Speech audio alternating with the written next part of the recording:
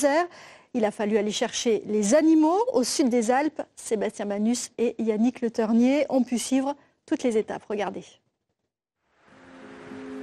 La vallée de la Gordolasque est une sorte de sanctuaire pour les chamois du Mercantour. Ici, les pentes vertigineuses lui donnent un avantage décisif sur ses prédateurs. Fusil hypodermique sur le dos, le technicien de la fédération de chasse tente quand même une approche, mais dès qu'il rentre dans son périmètre de sécurité, le chamois détale. Si cette technique frontale est vouée à l'échec, les pièges placés la veille ont fait mouche. On a le chamois en visuel là, bon, il est relativement tranquille. On attend en confirmation pour intervention. On est dans des conditions très compliquées pour utiliser un fusil hypodermique avec des dénivelés qui sont importants par rapport à l'entraînement qu'on a pu avoir sur cible de niveau. Et puis en plus il y a la difficulté de la côte et de l'approche très compliquée. Et donc on a doublé la méthode par ces types de pièges à lacets.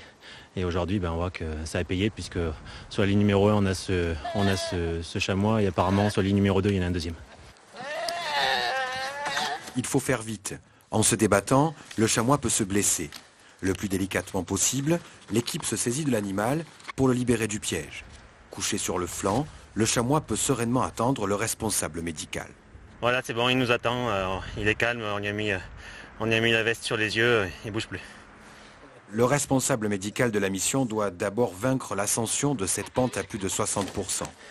Le souffle court, il injecte dès son arrivée une dose de tranquillisant à l'animal. Il faut maintenant lui faire une prise de sang.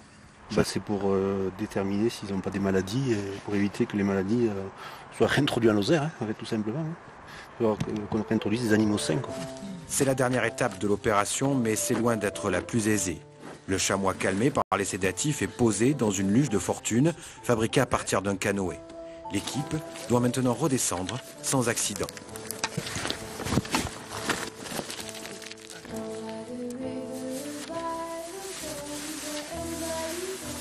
Après 3 heures d'effort, le chamois est placé dans une caisse en bois, direction la Lozère.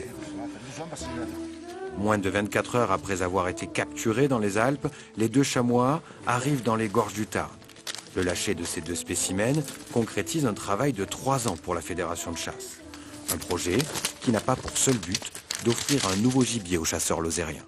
Je pense que dans quelques années, si cette espèce se développe, disons, normalement, ces animaux pourraient être observés ici par des touristes, etc., ce qui n'est pas inintéressant.